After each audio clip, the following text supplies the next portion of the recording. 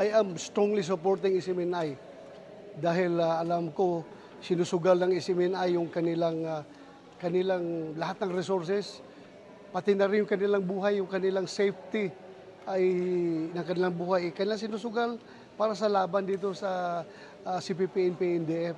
So kaisa po ako ng SMNI. Kung saan papuntang SMNI, nandoon din ako.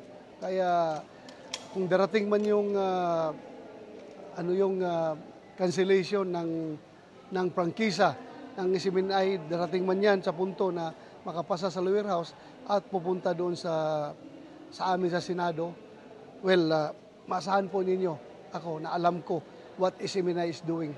Sir, aside from you, we have also other comrades doon sa Senate na nakita ang kagandahan doon? Well, some of our comrades are just silent, but alam ko yung pulso ng kanilang puso. Alam ko kung saan sila nagsasign.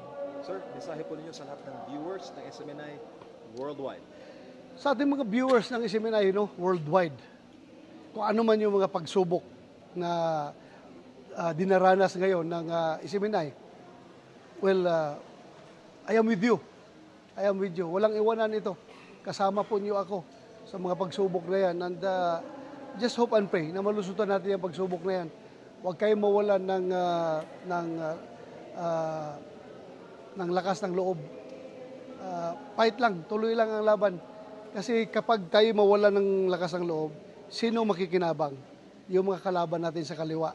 Silang mamamayagpag kapag wala ng SMNI. Dahil isa lang ang nakikita kong istasyon na talagang sympathetic to the cause of this country, kundi ang SMNI. Yan lang nakikita ko. Yung iba, meron mang pinapakita pero hindi kasing tindi ng pinapakita ng SMNI kung gaano nila kamahal ang ating bansa. Kaya andyan po ako, kasama niyo ako palagi.